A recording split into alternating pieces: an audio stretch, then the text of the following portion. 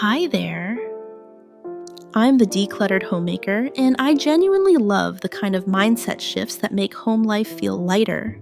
Not flashier, not busier, just lighter.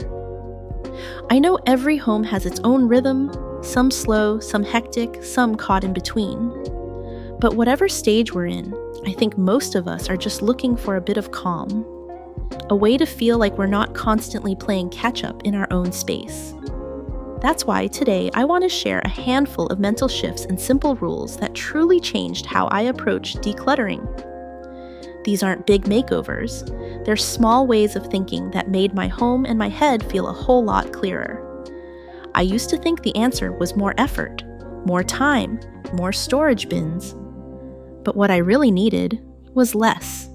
Less clutter, less noise, less of that daily loop where I felt like I had to start over again every night. These mindset shifts helped me step out of that loop. And the first one, it's the reason my hallway closet no longer gives me a sinking feeling every time I open it. Let's get into it.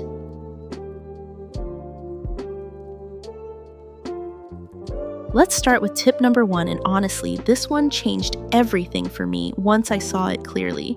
It's not really the stuff that drains us. It's the decisions we haven't made yet. I used to stare at a drawer or a box and feel that tight, tired feeling in my chest. And I'd walk away, not because I was lazy, but because I just didn't want to decide what to do with it. Should I keep it? Toss it. Try to fix it, save it, just in case.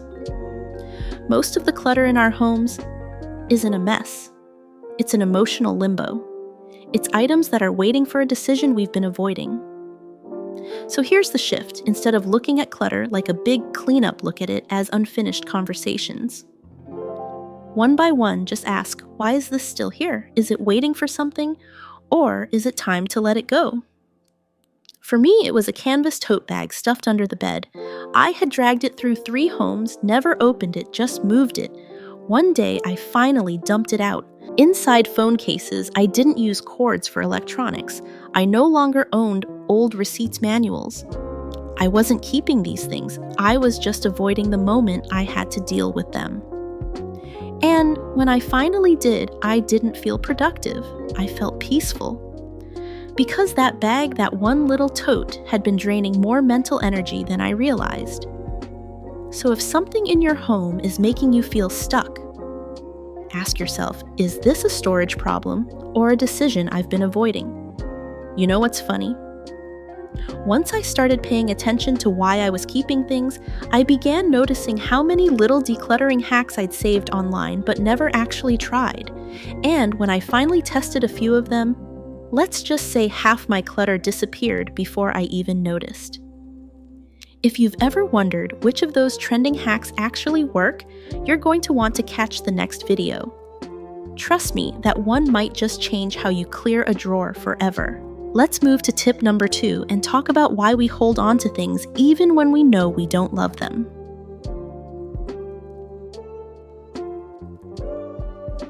Alright, moving into tip number 2, and this one gets a little emotional because it's not really about the object. It's about what the object represents. Have you ever held something in your hands, a dress, a mug, an old gadget, and thought, I don't use this, but I feel bad letting it go? Yep, me too, so many times. Sometimes we hold on to things because we spent money on them, or because someone gave it to us, or because it reminds us of a version of ourselves we wanted to become. And the idea of letting go feels like we're admitting defeat, like we wasted money, or failed, or outgrew a dream we didn't want to outgrow. But here's the shift that helped me. You're not getting rid of an object, you're releasing a weight. Try this instead. Pick up something you've been avoiding, and instead of asking, should I keep this? Ask, what story have I been attaching to this? Is it guilt, obligation? A past version of me? One day I was decluttering a shelf and found a box of notebooks, some barely used, some still wrapped. They weren't valuable, but they made me feel guilty, because they represented every idea I never finished, every plan I didn't follow through on. But the truth is, keeping them didn't make me more productive. It just made me feel stuck in who I used to be. When I let them go, I wasn't giving up on my future. I was giving myself permission to start fresh, to stop dragging old pressure into a new season. So if something is sitting in your home because it makes you feel guilty, try asking yourself, would I choose this if I were buying it today? And if the answer is no, it's safe to let it go. Because what's ahead of you deserves more space than what's behind you. Next, we'll talk about how to turn that emotional release into a practical mindset, one that makes letting go feel empowering instead of scary.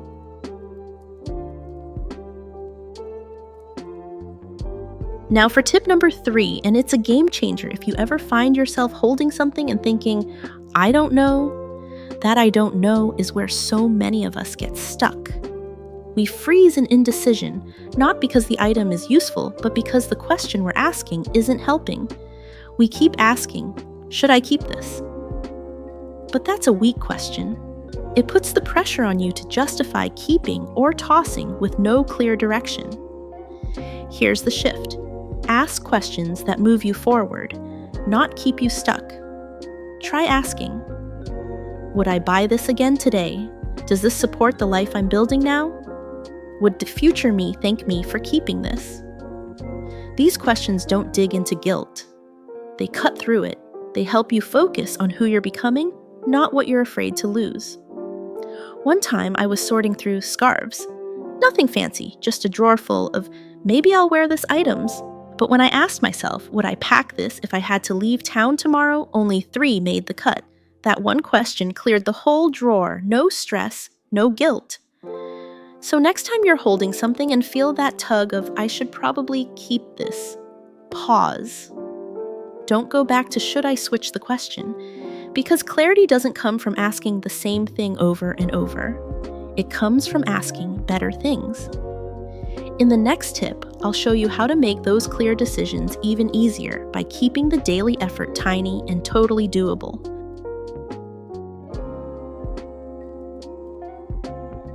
Now let's move into tip number 4, and this one's all about energy, not physical energy, but the kind of mental space you don't realize clutter is eating up until it's gone. One of the biggest shifts for me was learning.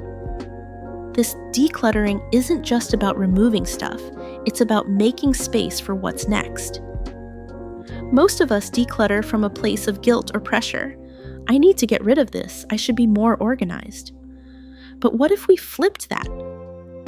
What if every item we released was a way of saying yes to what we actually want more of?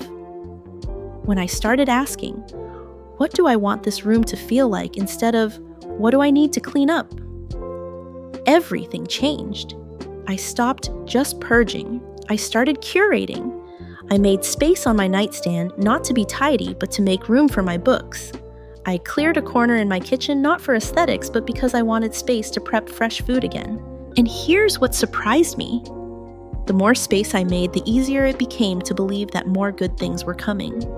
That I didn't have to hold on to the old, the unused, the just in case, because my future deserved room to breathe. So if you're struggling to let something go, try this. Don't ask what you're getting rid of. Ask, what am I making room for? That simple question reframed everything for me. And in the next tip, I'll show you how to keep that mindset going even if you only have 5 minutes a day to spare.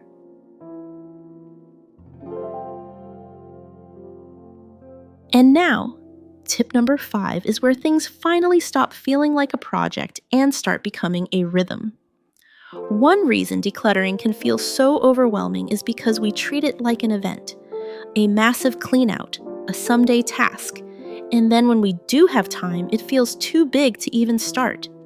But here's what helped me shift that. Think of it as a daily reset, not a major overhaul. I started setting a 5-minute timer after dinner. Nothing fancy, no mood music, just 5 quiet minutes where I'd clear one small thing, the kitchen counter, a chair, a drawer that got cluttered again. And then I'd stop. Even if it wasn't perfect, even if the rest could wait.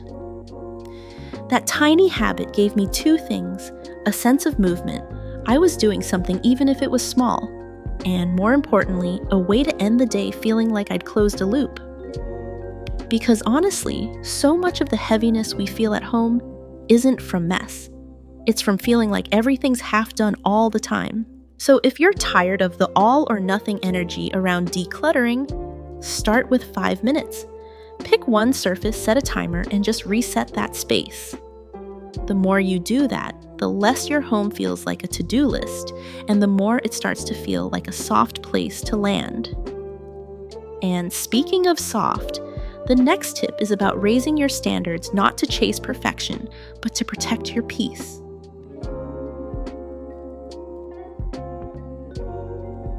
Tip number 6 is not about doing more.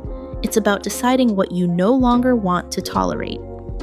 I used to think high standards meant more pressure, more rules, more cleaning, more Pinterest-worthy spaces. But here's what I've learned. Real standards are quiet. They're personal. They're rooted in self-respect. You don't need a perfect home, but you do deserve to walk past a room and not feel drained by it. You deserve surfaces that don't scream for attention every time you sit down to rest. For me, this shift showed up in the form of one simple rule: no more piles on the dining table. That was my line in the sand, the one space I wanted to protect no matter how chaotic the week got. And once I honored that space, something shifted. I stopped dumping things there out of habit. I became more intentional about what I brought into the house because I had one clear standard to measure against. Here's the truth. Clutter grows where our standards blur. So if you feel like chaos keeps creeping in, maybe it's time to draw one small boundary, not for perfection, but for peace. Start with just one area, one drawer, one surface. Decide what enough looks like for you and let that become your quiet personal rule. And in the next tip, we'll talk about how to keep that standard even when new things keep coming in.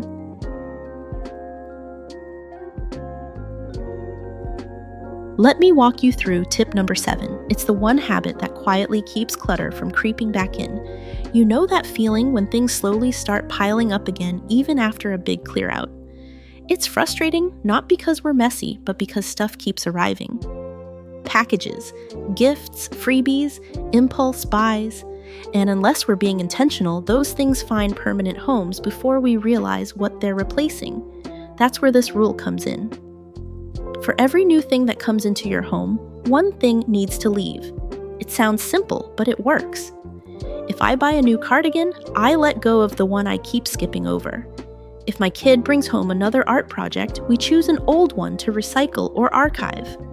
The point isn't to match things perfectly, it's to stay honest with space. Because space isn't just physical, it's emotional. And the more we fill it without care, the heavier our homes start to feel. So next time something enters your house, before it gets cozy in a drawer, ask, what is this replacing? And if nothing comes to mind, maybe it doesn't belong here yet. In the next tip, I'll show you a simple way to stay motivated even when progress feels invisible.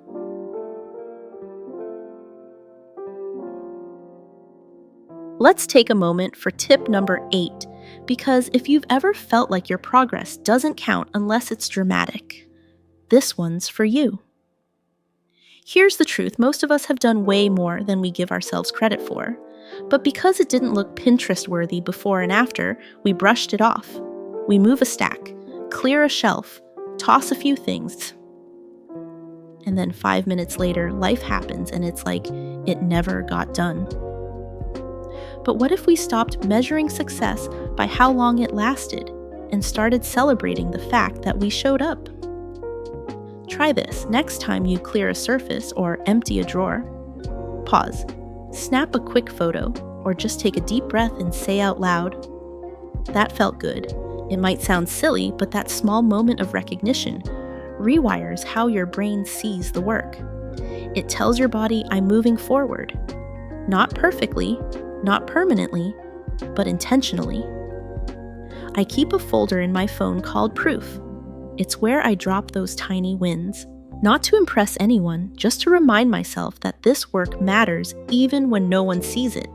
Because progress in a home like yours and mine doesn't come in huge, showy waves. It comes in layers, in choices, in days when you could have ignored it but didn't. And in the final tip, we'll talk about how to turn all these little resets into a rhythm that holds so you're not starting over again next month.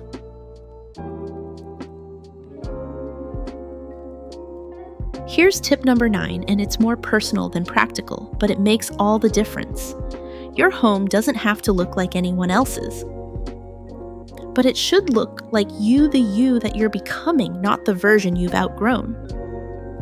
One thing I started noticing, especially as I decluttered more often, was how many parts of my home still reflected an older version of me. The one who tolerated more mess, the one who always put herself last, the one who thought she didn't deserve a space that felt calm until everything else was done. But something shifted when I gave myself permission to make even small parts of my home reflect how I want to feel now. Like replacing the basket that always scratched my shelf, or clearing a cluttered surface and just leaving a single photo frame that actually makes me smile. It doesn't have to be a big change, but when your environment mirrors your growth, it reinforces it. So here's something simple you can do. Pick one area, just one, and ask yourself, if someone walked in right now, would this space tell them who I really am or who I've been putting up with? Let your home catch up with your growth, even if it's one corner at a time. Next, we'll wrap up with one last tip, a gentle weekly habit that helps everything you've built so far actually stick.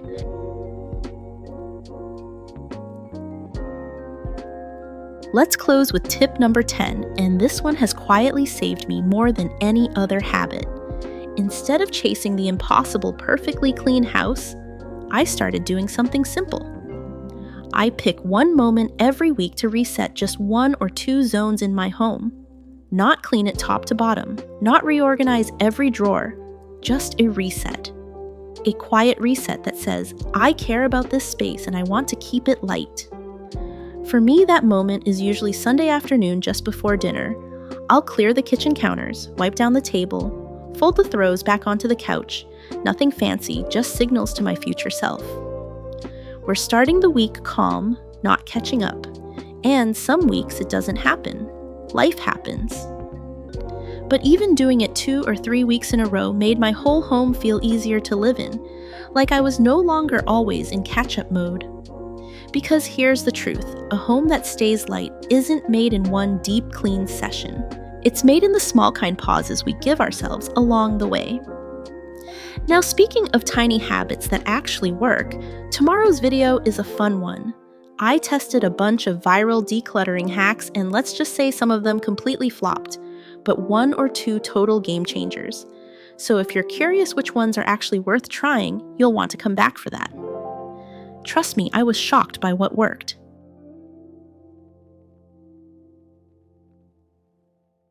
That's it, 10 simple shifts that have made my home feel lighter without making my life harder.